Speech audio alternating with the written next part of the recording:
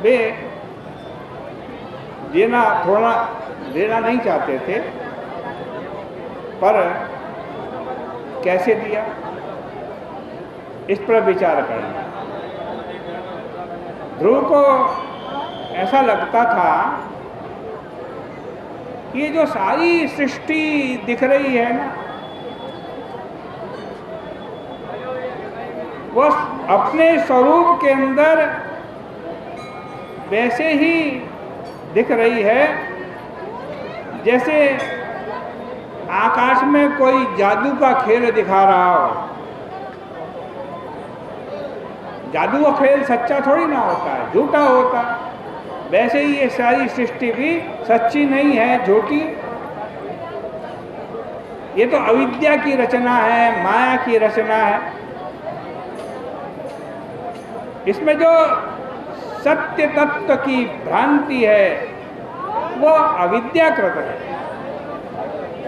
आत्मा परमात्मा के स्वरूप को न जानने के कारण ही उनको सच्चा समझा जाता है। भूमंडलम जलधिमेखलम, ये सारा समुद्र जो है, समुद्र से घिरी हुई ये सारी पृथ्वी है, संपूर्ण भूमंडल। और इसमें जो ये शरीर है, पत्नी है, पुत्र है, सुहृद है, सेना है, खजाना है, नगर विहार भूमि, इन सबको उन्होंने देखा कि ये काल से घिरे हुए हैं। कालोपसृष्टमिति, सबके साथ काल लगा हुआ है, सब मौत के मुख में है, सब काल के गाल में है। तो इनमें मन लगाने से क्या फायदा। उन्होंने विशाला की, अर्थात बद्री विशाल जिसे कहते हैं, वहाँ की यात्रा की। वहाँ जाकर के अलकनंदा के पवित्र जल में स्नान किया और आसन लगा करके बैठ गए।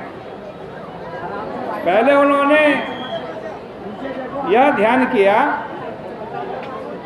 कि ये जो स्थूल सृष्टि दिख रही है ये सब भगवान का स्वरूप है। और फिर वे भगवान से एक भूत हो गए।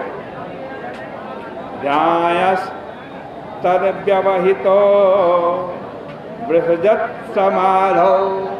इसके बाद जब उनकी समाधि लगी और समाधि के द्वारा सब कूड़ा करकट हृदय में से निकल गया, तब उनके हृदय में भक्ति का प्रवाह आया।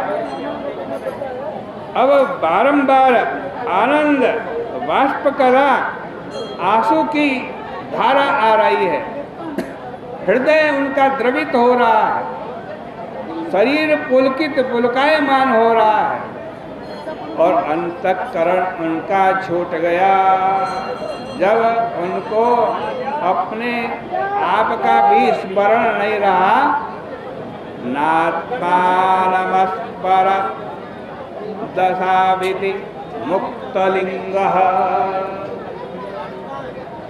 मैं कौन हूँ, यह ख्याल भी जब ध्रुव जी को नहीं रहा, उन्होंने देखा कि ऊपर से विमान उतर करके आ रहा है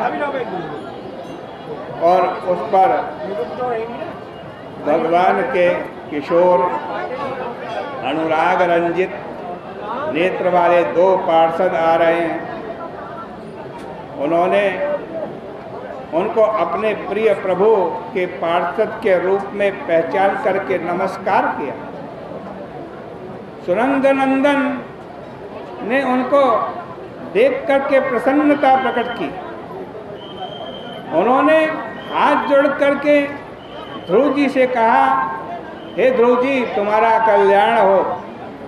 तुमने 5 वर्ष की आयु में अपनी तपस्या से भगवान को प्रसन्न कर लिया। हम तुम्हें लेने के लिए आए हैं, तुमने विष्णु पद को जीत लिया, चलो अब विष्णु पद प्राप्त करो। यह विमान भगवान ने तुम्हारे लिए भेजा है, आओ इस पर बैठ जाओ।